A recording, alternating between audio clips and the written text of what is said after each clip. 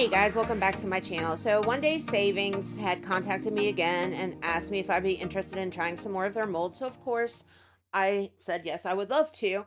So I got two different sets. I've got these huge tea light candle molds, which I am like super excited to try, especially since I have recently got some Resin and I think that they will make some amazing candle holders. And then I got these two beautiful swans. So this is what we're going to do today. And this is the beginning of my wedding engagement type series. It's not going to be a super long series, but there are some really cool things that I have in mind, and this is going to be the first one. So, what I'm going to do to start out with is I want to highlight their wings. And to do that, I'm going to use my Stoyo UV resin and then take some of these little nail rhinestones and put them in here. Now, hindsight, and I knew this was going to happen. I just didn't know it was going to happen to the extent that it did. Once I poured the resin in, I lost them completely, aside from the silver backings that they have. But even though I lost the facets and whatever of the rhinestones, it still highlights the wings, and I don't regret doing it at all. It just didn't look how I thought it was going to look at the end. Like I knew I was going to lose it somewhat. I just didn't know that I would lose it completely. But it's fine. It really is fine. Like these things are, oh my God, they're so gorgeous. So all I did was I just put it on like a little bit of UV resin, and then I'm kind of just fiddling with them and how I want them to kind of sit in these wings. And I'm going to flash cure them real quick just so they don't move. And then I'm going to do the other side of the wing and do the same thing. And I'm just going to repeat this on both of these swans. And then I'll put them under my light for an actual full cure on these. And I'm going to do it not just on the top, but underneath the mold as well, so that it cures on the other side too. Now, these molds are pretty transparent, and the UV resin, the Asoya UV resin, like I'm absolutely loving this resin, especially for a UV resin, because mm, I don't necessarily love UV resin. I mean, it has its purposes like this that it works great for, but I'm really liking this because it cures so well. And I haven't had any issues with stickiness in this resin whatsoever, which I'm really truly loving.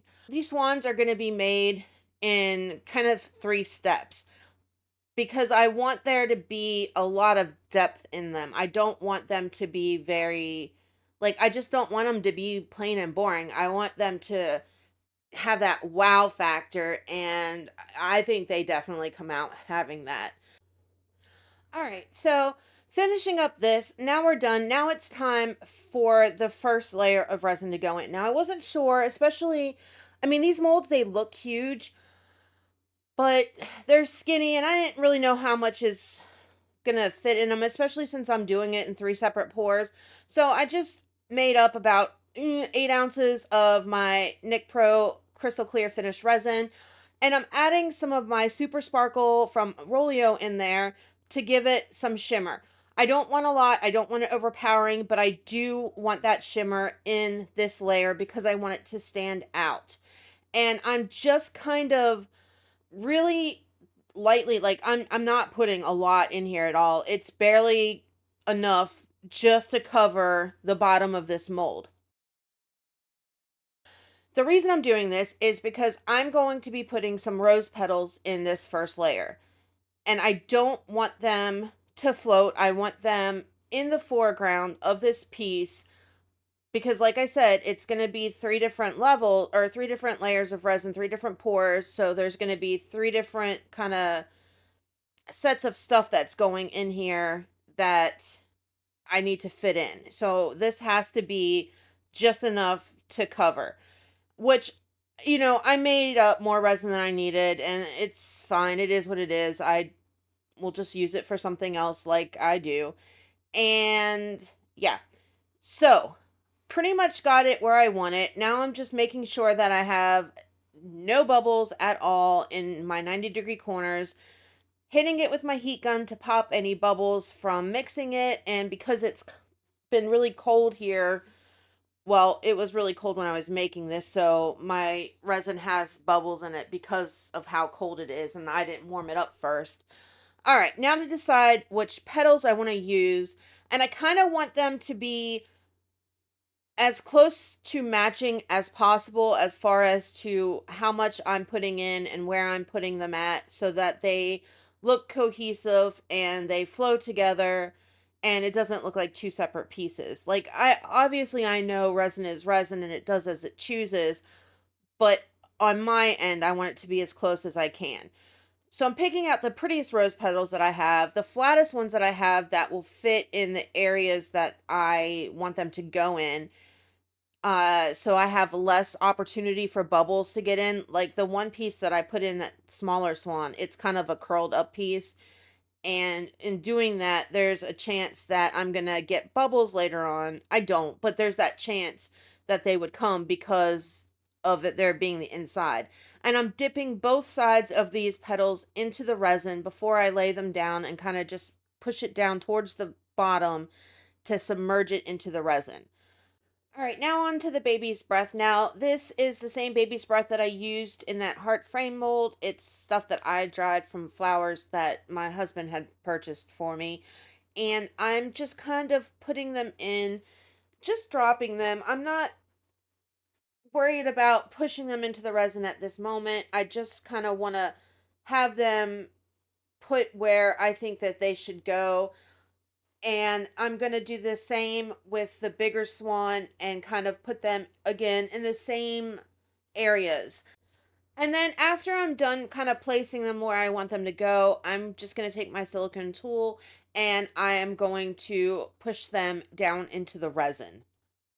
It's not going to matter if it floats up more because we are putting another layer in here, but I do want it to be as pushed down to the foreground as possible on this.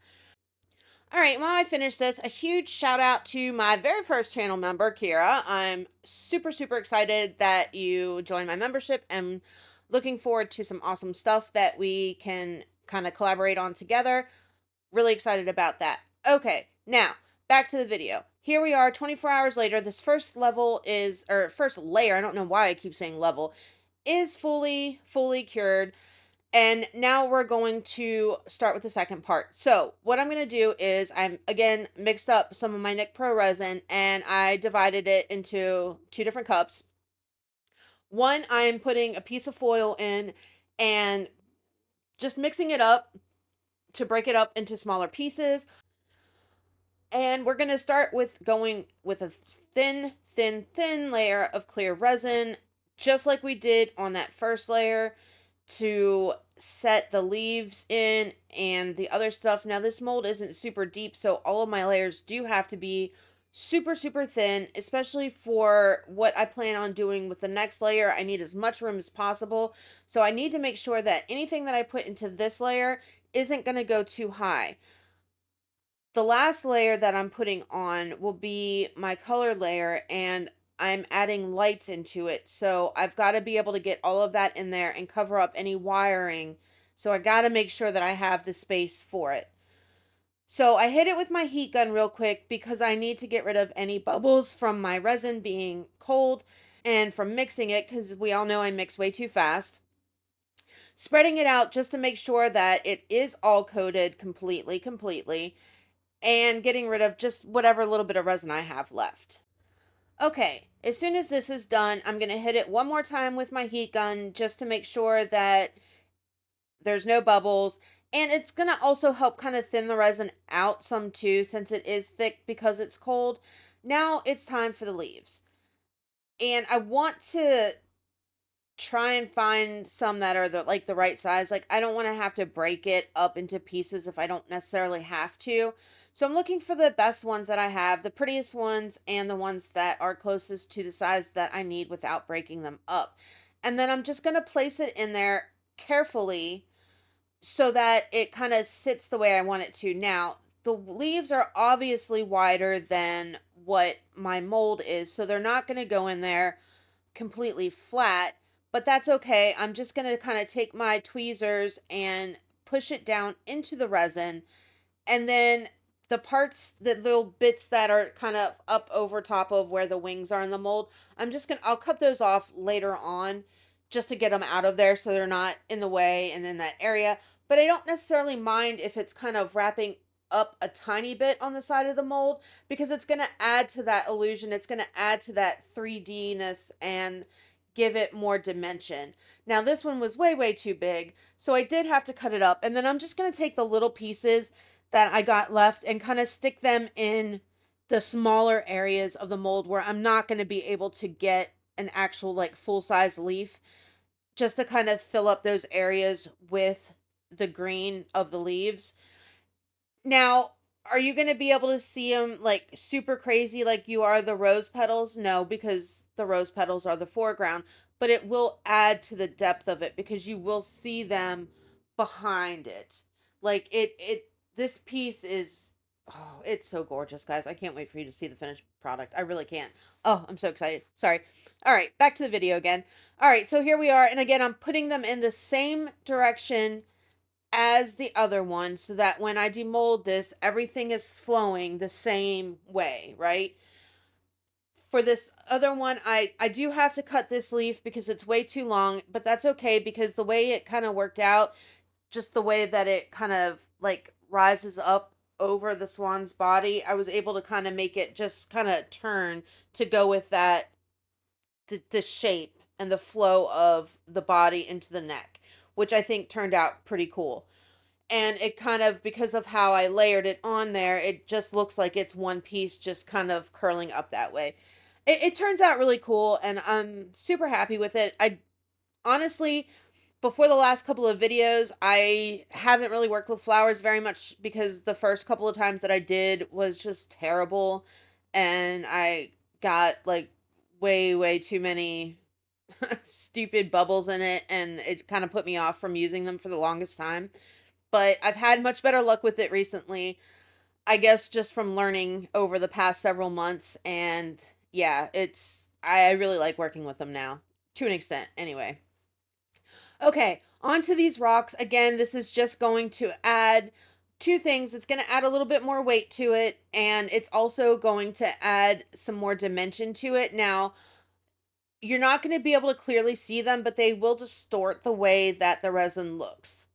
There's ones that are clear with like a pearlescent kind of sheen to them, and then there's ones that are white with the pearlescent sheen to them. Now, the white ones you'll see, the clear ones you're not, but it will have that distortion in the resin to where it gives it an illusion of something else, not necessarily stones, but it just gives it that optic illusion that makes it stand out and makes it, just gives it more interest to the piece, which is what I really like about it.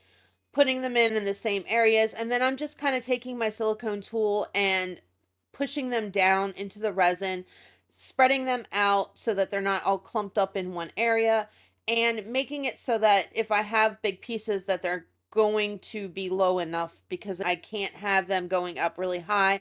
And at this point, I'm getting pretty close to the top of the mold, and I still have that last layer to put in. And then I decided that I wanted to go up the neck a little bit. Just like I want the head and the neck pretty clear. I don't want a whole lot in that. I want all of like the majority of the embellishments and the stuff that I'm adding to it are going to be in the body of the swan, and I just want the head and the neck just to shine on their own. So I am just being very, very careful on how high I take anything up. But I thought that the distortion that the stones will give it going up into the neck will be an added feature as it goes into just the nothingness of just the little bit of the super sparkle that I put in, and then now the silver foil that I'm putting in. But I am putting it in very sparingly. I'm not putting it in big, huge clumps or anything like that. Concentrating the majority of it towards the bottom of the body, but adding it into the top so the cohesion is there and it adds that little bit more of interest into the heads, but not taking away from just the beautiness, the beautiness, the beautifulness of this mold just by itself. It's a gorgeous mold. I really do truly love it. It's just, at first when I picked them out, like I had this idea in my head of what I could do with it, but it turned out way, way better than I ever could imagine. Hitting it with a heat gun, and here we are 24 hours later. Now it's time to put the lights in. Now, as I do the lights, I have two different sets. I think it's a 10 light set that I'm going to use for the small one, and then a 20 for the larger swan. I want the battery pack to be at the bottom of the swan, so I'm just kind of taking the Isoyo UV resin and resining the wire here so that when I add the last layer of resin in, it's secured and I don't have to worry about it. And the way that I'm going to do this is I don't want the wires to show.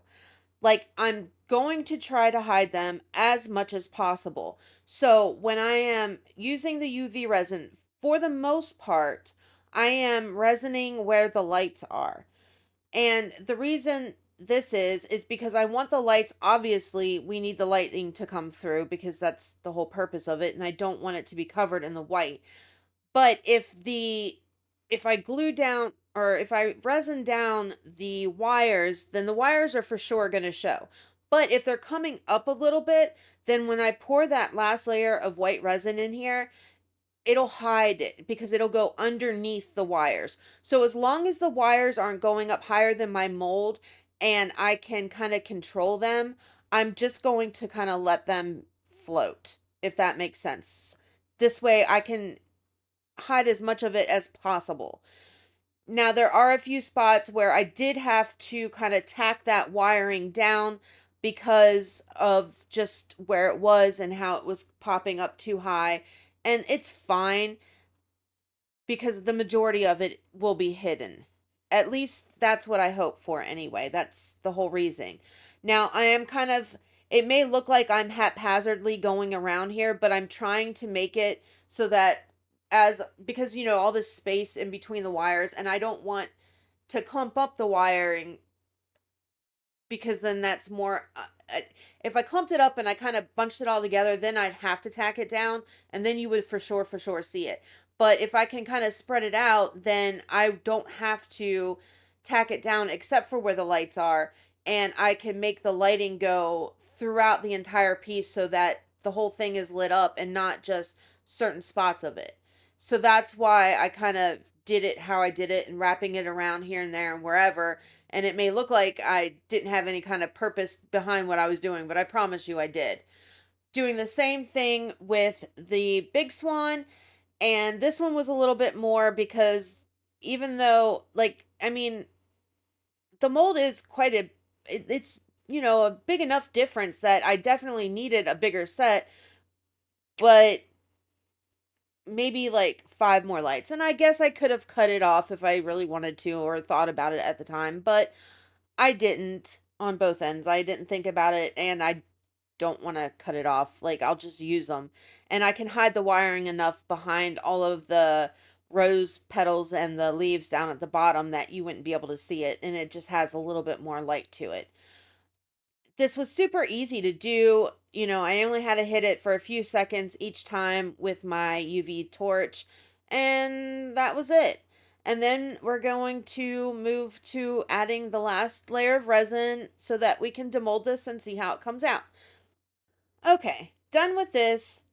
And now it's time for the resin. I did another 8 ounces of the Nick Pro resin, and I'm just adding the HTV Ront white mica powder to it. And then I'm going to add a crap ton of glitter. Now, you may be like, why are you adding glitter? Mica has its own shine to it. I get that. And I also know that most of the glitter will be lost and you're not going to see it. Or I could have just done a backing in glitter, but I didn't want to do that either. I wanted the opacity of the mica powder because I want to make sure that the wires are hidden and I I I didn't want glitter. If I put glitter in there, it would take away from the sparkle of that super shimmer that I put in there. So I didn't want it all glitter. I want it white, but the glitter that I'm using is a white iridescent, so it has all of those colors that depending on how the light hits it, it kind of picks up. And I want some of that in there. So I know that it will sink, and even though it's a fine, it will sink, and I'm going to lose a lot of it, which is why I put a lot of it in there. But I'm okay with that. I just want the added extra little bit of glimmer that it's going to give. I know it's not going to be a lot. It's okay. But I do add like a lot of glitter. Like, I mean, I took my glitter container and I dumped it 2 different times. Like, you may not be able to tell how much glitter is actually in there because it's white on white, but there's a lot. Like, a whole lot. It's fine though. All right, so giving it a last mix, I'm going to hit it real quick with the heat gun to pop the bubbles that I put in there because I'm mixing like a maniac. And we're going to start adding it to these. And I'm just going in and I'm kind of slowly pouring it in here because I don't want to overspill and I want it to kind of just go underneath of those wires and not get air bubbles trapped under there. So I am doing it on the slower side. I do have it sped up some, but I am doing it super slow.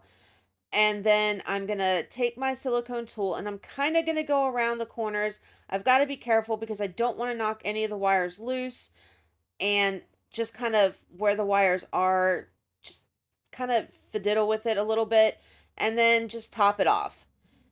And this baby's done.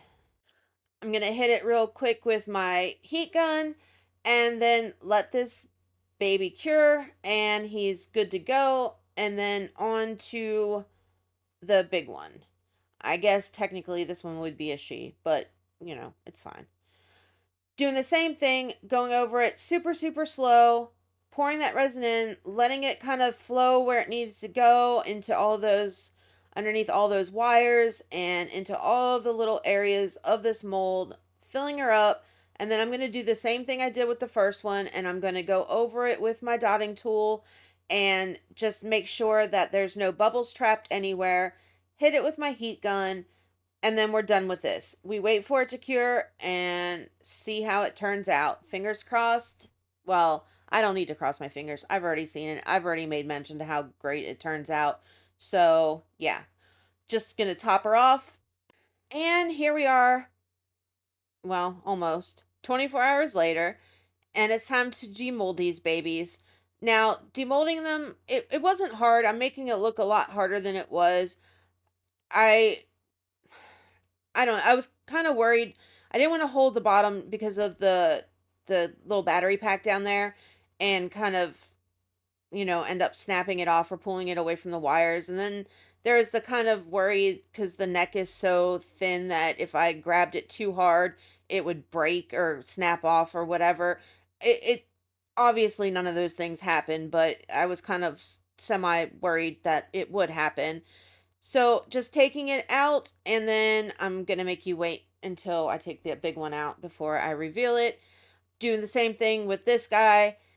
It's super easy. The only thing that I really had to struggle with was the inside little pieces of silicone, but it really wasn't all that bad. Just take your finger through it and kind of shove it out there. Like I said, my main concern on these was the neck, but I didn't have anything to worry about, and they come out of the mold really beautifully. Like, I do love the mold. I love the way that it's shaped. It's not flat. It's like it domes out kind of. All right, are you guys ready?